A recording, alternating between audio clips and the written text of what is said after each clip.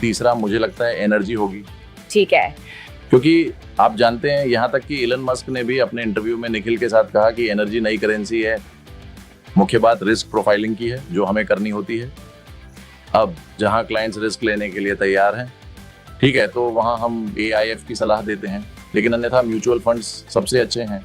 मेरा मतलब है, शुरुआत करने के लिए हम हमेशा यही सलाह देंगे कि म्यूचुअल फंड्स में जाएं।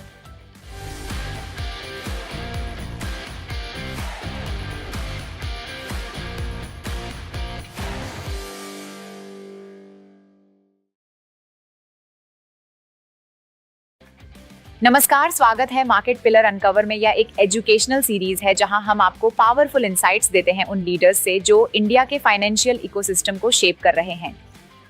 आज हमारे साथ उद्योग के अनुभवी श्री राजनीश मेहान प्रूडेंट एसेट में चीफ इन्वेस्टमेंट स्ट्रेटजिस्ट हैं।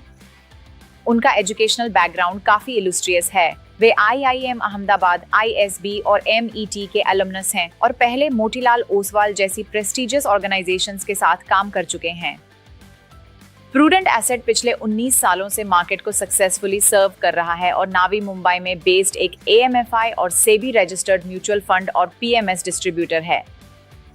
ये कंपनी गर्व से रीजन के लीडिंग म्यूचुअल फंड डिस्ट्रीब्यूटर्स में शामिल है और H&IS of ultra H&I clients को मैनेज करती है और लॉन्ग टर्म वेल्थ क्रिएटेशन को सपोर्ट करने वाली बेस्पॉक फाइनेंशियल स्ट्रैटेजी बनाने में स्पेशलाइज करती है। इस एपिसोड में हम PMS और AIF fundamentals, selection strategies, mutual fund investment approaches, India का इकोनॉमिक आउटलुक और फ्यूचर को शेप करने वाले हाई ग्रोथ इंडस्ट्रीज पर बात करेंगे। रजनीश, हमारे साथ जुड़ने के लिए बहुत बहुत धन्यवाद। मार्केट पिलर अनकवर्ड में आपका स्वागत है। इस अवसर के लिए धन्यवाद। तो चलिए सीधे बिजनेस पर आते हैं और इंडियन इकोनॉमी के बारे में बात करते हैं, क्योंकि इस पर व्यूज काफी मिक्स्ड हैं। करेंसी कहाँ है, inflation figures, overall slow down थोड़ा दिख रहा है और साथ ही टैरिफ और ट्रेड की वरीज, इन सब को लेकर कई चैलेंजेस हैं। और दूसरी ओर हमारे पास कुछ पहलुओं और सकारात्मक संकेत भी दिखाई दे रहे हैं। आप किस पक्ष में हैं? मुझे लगता है कि अल्पकालिक रूप से हाँ, हमारे पास कुछ समस्याएं हैं, लेकिन लॉन्गर टर्म में इंडियन इकोनॉमी काफी अच्छी दिख रही है। मुझे लगता है कि 2030 तक हम करीब 6.5 से 7 ट्रिलियन डॉलर्स को टच करेंगे। देखिए, इंडियन इकोनॉमी ज्यादातर डोमेस्टिक कंजम्पशन पर डिपेंड करती है। जो थोड़ा स्लो डाउन हम देख रहे हैं और जो रुपये की प्रॉब्लम है, वह टैरिफ्स और FII सेलिंग के चलते है, जो जारी है। लेकिन मुझे लगता है कि लॉन्गर पीरियड में इंडियन इकोनॉमी सबसे अच्छा परफॉर्म करेगी, क्योंकि हम दुनिया में सबसे तेज ग्रोथ कर रहे हैं और कंजम्पशन सेक्टर एक बड़ा बूस्ट देगा। सरकार काफी खर्च कर रही है इंफ्रास्ट्रक्चर पर और उन्होंने मैन्युफैक्चरिंग के लिए PLI योजनाएं भी शुरू की हैं। उन्होंने GST दरों में भी कटौती की है।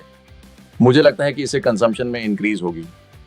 इसके अलावा अगले 1 से 1.5 साल में 8वें पे कमीशन आने वाली है, तो मुझे लगता है कि ये भी कंजम्पशन को बूस्ट देगा। इसलिए मुझे लगता है कि इंडियन इकोनॉमी ओवरऑल अच्छी दिख रही है। ठीक है, तो क्योंकि आप इकोनॉमी के फ्यूचर को लेकर काफी ऑप्टिमिस्टिक हैं, कई सेक्टर्स इकोनॉमी से क्लोजली लिंक्ड हैं। अगर मैं आपसे पूछूं कि आपके टॉप 3 सेक्टर्स कौन से हैं, तो क्या यही आपकी प्रेफरेंस होगी? देखिए, मैं कहूंगा कि टॉप 3 क्षेत्रों में सबसे पहले BFSI होगा। आप जानते हैं, मुझे अभी भी लगता है कि सेविंग्स का फाइनेंशियलाइजेशन अभी बस शुरू हुआ है। अगर आप नंबर्स देखें तो हमारे पास सिर्फ 6 करोड़ यूनिक अकाउंट्स हैं और ये संख्या बढ़ने वाली है। GST कट के साथ क्रेडिट की डिमांड बढ़ने वाली है, जिससे बैंकों को फायदा होगा। इंटरेस्ट रेट कट के साथ NBFC को फायदा मिलेगा। इंडिया में कई बिलियनियर्स बन रहे हैं और कई स्टार्टअप आ रहे हैं, इसलिए मुझे लगता है कि कंजम्पशन भी बढ़ेगा। वेल्थ मैनेजमेंट सेक्टर बहुत अच्छा करेगा, तो AMC बिजनेस भी अच्छा चलेगा। ये सिर्फ मेरी राय है। हम म्यूचुअल फंड्स में 4 से 5% पेनिट्रेशन रखते हैं। आप तुलना करें तो अमेरिका में ये 55% है, तो वहाँ अभी बहुत लंबा रास्ता तय करना बाकी है। तो मुझे लगता है कि ये सेक्टर अच्छा है और अगर आप वैल्यूएशन की बात करें तो ये अन्य मार्केट की तुलना में इतना एक्सपेंसिव नहीं है। उचित है, तो ये एक सेक्टर है। ठीक है। दूसरा मैं कहूँगा महत्वपूर्ण कंजम्पशन है। ठीक है। और खासकर डिस्क्रेशनरी, क्योंकि डिस्क्रेशनरी इनकम बढ़ने वाली है। जैसा कि मैंने कहा, GST कट के साथ कंजम्पशन की मांग बढ़ने वाली है और पे कमीशन के साथ आप जानते हैं बहुत सारी डिमांड आने वाली है। तो मुझे लगता है कि डिस्क्रेशनरी कंजम्पशन बहुत अच्छा करेगा। और तीसरा मुझे लगता है एनर्जी होगी। ठीक है। क्योंकि अब यहाँ तक कि एलन मस्क भी अपने निखिल के साथ इंटरव्यू में उन्होंने कहा था कि एनर्जी ही नई करेंसी है। देखिए इस पीढ़ी को अगर आप देखें तो हर कोई अपने फ़ोन पर है, तो वे बहुत सारा डेटा इस्तेमाल करने वाले हैं। और चाहे वह एआई हो, चाहे वह रोबोटिक्स हो, या कोई भी नई तकनीकें जो आ रही हैं, हमें उनकी ज़रूरत पड़ेगी। इसके लिए बहुत बहुत ज़्यादा एनर्जी की ज़रूरत होगी। रेन्यूएबल्स एनर्जी बहुत अच्छा करेगी, डेटा सेंटर्स भी बहुत अच्छा करेंगे, ग्रीन एनर्जी, सोलर भी, जैसे कि हमारा 2032 तक का लक्ष्य है, मुझे लगता है 500 गीगावाट का है। ठीक है, तो सोलर में बहुत ज़्यादा निवेश हो रहा है। तो मुझे लगता है कि एनर्जी क्षेत्र कुल मिलाकर बहुत अच्छा दिख रहा है, सही है। और तीसरा मुझे लगता है कंज्यूमर ड्यूरेबल्स, जैसा कि मैंने पहले भी कहा है, तो एनर्जी, कंज्यूमर ड्यूरेबल्स और वीएफएस। ठीक है, यह दिलचस्प है। और प्रूडेंट एसेट के बारे में क्या राय है? क्या आप दर्शकों को समझा सकते हैं कि आपकी कुछ प्रमुख सेवाएं कौन सी हैं और आगे क्या योजनाएं हैं? देखिए प्रूडेंट एसेट, आप जानते हैं हम 20 साल पुरानी कंपनी है। हम म्यूचुअल फंड डिस्ट्रीब्यूशन, पीएमएस और एआईएफ डिस्ट्रीब्यूशन में हैं।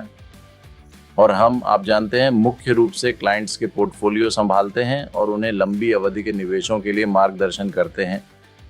और अगर आप हमारे क्लाइंट्स को देखें तो जो क्लाइंट्स 20 साल पहले हमारे साथ जुड़े थे, वे आज भी हमारे साथ काम कर रहे हैं, क्योंकि उन्होंने कंपाउंडिंग की ताकत को देखा है। सही है। और हमारे संस्थापक जैसे सुनील गुप्ता, जो 20 साल से इस व्यवसाय में हैं, वे, उनका मूल मंत्र है कि आपको पैसे को निवेश न करने देना चाहिए। आप जानते हैं जो भी हम यहाँ व्यापार से कमा रहे हैं, वह सब वे व्यापार में ही निवेश कर रहे हैं। ठीक है, वे ये अपने लिए नहीं कर रहे हैं। अगर आप उनका खुद का पोर्टफोलियो देखें तो वह 1 करोड़ भी नहीं था। ठीक है, लेकिन हम जो कर रहे हैं वो ये है कि हम बिजनेस में इन्वेस्टिंग कर रहे हैं। तो फिलहाल हमारे पास लगभग 7 ब्रांच है। ठीक है, 5 न्यू बॉम्बे में, हमारे पास पुणे और जम्मू में भी है। सही है। तो हमारा मुख्य फोकस ये है कि हाँ, आप जानते हैं, हम देखते हैं कि क्लाइंट की प्रोफाइल क्या है, उसके आधार पर हम उनके लिए अलग अलग एसेट क्लासेस की सिफारिश करते हैं जो उपलब्ध हैं। हम उनके लिए डाइवर्सिफिकेशंस भी करते हैं। हमने पीएमएस लाइसेंस के लिए भी अप्लाइड किया है और हम मैन्युफैक्चरर भी बनेंगे। और आगे बढ़ते हुए हम एक ऐप भी लॉन्च करने जा रहे हैं, जिसे हम अपने क्लाइंट्स के लिए लेकर आ रहे हैं, जहां कोई भी व्यक्ति कहीं से भी सिर्फ 2-3 क्लिक में म्यूचुअल फंड्स में निवेश कर सकता है। बहुत बढ़िया। तो बहुत सारी रोमांचक चीजें लाइन में हैं। जो लोग पीएमएस के बारे में ज्यादा नहीं जानते, क्या आप समझा सकते हैं कि यह वास्तव में क्या है और किस तरह के निवेशकों के लिए यह उपयुक्त है? देखिए, पीएमएस एक पोर्टफोलियो मैनेजमेंट सर्विस है। यह उन लोगों के लिए उपयुक्त है जो जोखिम लेना चाहते हैं और बेहतर रिटर्न की तलाश में हैं। पीएमएस मूल रूप से एक ऐसा प्रोडक्ट है जिसमें इन्वेस्टमेंट साइज 50 लाख रुपए है। तो हर कोई इसमें इन्वेस्ट नहीं कर सकता, इसलिए वही व्यक्ति इस प्रोडक्ट को देख सकता है जो जोखिम उठा सकता है। अभी पीएमएस क्या करता है कि ये एक कस्टमाइज्ड प्रकार का पोर्टफोलियो होता है। तो इसमें 2-3 प्रकार होते हैं, जैसे कि डिस्क्रेशनरी और नॉन डिस्क्रेशनरी। तो होता यह है कि ये क्लाइंट की प्रोफाइल के अनुसार कस्टमाइज किया जाता है। ठीक है, तो जैसे एक म्यूचुअल फंड में कई सारे निवेशक होते हैं और उन सभी को यूनिट्स अलॉट की जाती है, तो पोर्टफोलियो सभी के लिए एक जैसा ही रहता है। जबकि कोई भी पीएम पोर्टफोलियो मैनेजमेंट सर्विस व्यक्ति के अनुसार, उसकी प्रोफाइल के अनुसार कस्टमाइज किया जा सकता है। इसके अलावा कभी कभी ऐसा भी होता है कि किसी व्यक्ति को कोई खास सेक्टर पसंद नहीं है, या धार्मिक कारणों से भी वह सिगरेट या शराब आधारित किसी कंपनी में इन्वेस्ट नहीं करना चाहता, तो उसके लिए भी पोर्टफोलियो को कस्टमाइज किया जा सकता है। ठीक है, लेकिन रिटर्न के हिसाब से देखें तो कुछ पीएम्स ने म्यूचुअल फंड्स की तुलना में बेहतर रिटर्न भी दिए हैं और लेकिन मैं कहूंगा कि ये एक ऐसा प्रोडक्ट है जहां आपको कस्टमाइजेशन की जरूरत होती है, जहां आप अपने पोर्टफोलियो में अपनी पसंद के स्टॉक्स चाहते हैं। और अब फिर से माफ कीजिए, आपके डीमैट अकाउंट में, तो पीएमएस में क्या होता है कि स्टॉक्स सीधे आपके डीमैट अकाउंट में आते हैं। सही है। ठीक है, जबकि म्यूचुअल फंड्स में यूनिट्स मिलती हैं। तो आप पीएमएस में ये ट्रैक कर सकते हैं कि आपके पोर्टफोलियो में कौन कौन से स्टॉक्स हैं, और मुझे लगता है कि यही इसकी खासियत है। आप जानते हैं, हम एआईएफ्स के बारे में काफी सुनते हैं, लेकिन अगर आप इसे थोड़ा सरलता से समझा सकें कि इसका असल मतलब क्या है और एआईएफ्स के लिए आगे का रास्ता क्या है। देखिए, एआईएफ बहुत तेजी से बढ़ रहा है। पिछले साल इसकी ग्रोथ लगभग 80% थी। अभी फिलहाल ये इंडस्ट्री करीब 13 लाख करोड़ की है। अगर आप देखें तो एआईएफ म्यूचुअल फंड जैसा ही एक प्रोडक्ट है। ठीक है, लेकिन यहाँ एलोकेशन का न्यूनतम 1 करोड़ है। एआईएफ का फायदा ये है कि इसमें आप अलग अलग रणनीतियों पर काम कर सकते हैं, है ना। जबकि म्यूचुअल फंड में आप जानते हैं ये बहुत साधारण होता है, आपको स्टॉक्स या डेट खरीदने होते हैं। आप जानते हैं मल्टी एसेट में आप गोल्ड भी जोड़ सकते हैं, हाँ, और सिल्वर कमोडिटीज, लेकिन आप पोर्टफोलियो को हेज नहीं कर सकते, आप शॉर्ट नहीं जा सकते। अब एआईएफ में आप लॉन्ग और शॉर्ट दोनों कर सकते हैं। तो एआईएफ के अलग अलग प्रकार होते हैं, जैसे कैटेगरी 1, 2, 3। म्यूचुअल फंड्स में आपके पास प्राइवेट इक्विटी में इन्वेस्ट करने की सुविधा नहीं होती, आपके पास venture capital, startup firms, pre listings में निवेश करने की सुविधा नहीं होती।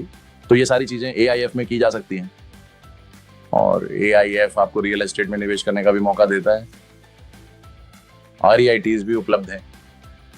तो अलग अलग प्रोडक्ट्स हैं। AIF में आपको एक बास्केट मिल सकता है। अब जहाँ तक इंडस्ट्री की बात है, जैसा कि मैंने कहा, ये म्यूचुअल फंड इंडस्ट्री से तेज़ी से बढ़ रही है क्योंकि आजकल लोग HNIs डाइवर्सिफिकेशन की तलाश में हैं। तो वे अपने पोर्टफोलियो में अलग अलग प्रोडक्ट्स, अलग अलग बास्केट्स चाहते हैं। और मुख्य बात यह है कि जब वे AIF में निवेश करते हैं तो क्लाइंट प्रोफाइल भी बहुत बहुत महत्वपूर्ण होती है।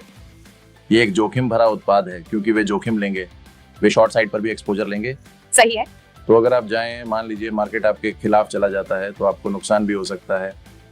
तो आपको बहुत सावधान रहना होगा। इसलिए जब आप AIF में निवेश करते हैं तो क्लाइंट प्रोफाइलिंग बहुत बहुत महत्वपूर्ण हो जाती है। और उन इन्वेस्टर्स के बारे में क्या जो नहीं जानते कि उन्हें MFS, AIFS, PMS में क्या देखना चाहिए, कौन कौन से क्राइटेरिया आपको ध्यान में रखने चाहिए, कौन सा रिस्क प्रोफाइल आपको देखना चाहिए ताकि आपको पता चले कि आपके लिए सबसे उपयुक्त क्या है? देखिए, सबसे मुख्य बात है रिस्क प्रोफाइलिंग जो हमें करनी होती है, जिसमें देखना होता है कि क्लाइंट्स कितना जोखिम लेने के लिए तैयार हैं। ठीक है। तो वहाँ हम AIF की सलाह देते हैं, लेकिन अन्यथा म्यूचुअल फंड सबसे अच्छे हैं। मेरा मतलब है, शुरुआत करने के लिए हम हमेशा यही सलाह देंगे कि म्यूचुअल फंड्स में जाएं। ठीक है। और फिर अगर क्लाइंट का प्रोफाइल ऐसा है कि वो किसी और प्रोडक्ट को भी आजमाना चाहता है तो हम AIF भी दे सकते हैं। अब PMS, जैसा कि मैंने आपको बताया, एक कस्टमाइज्ड चीज़ है। कई अच्छे फंड मैनेजर्स आप जानते हैं जो म्यूचुअल फंड इंडस्ट्री से हैं, उन्होंने अपने खुद के PMS और AIF शुरू किए हैं।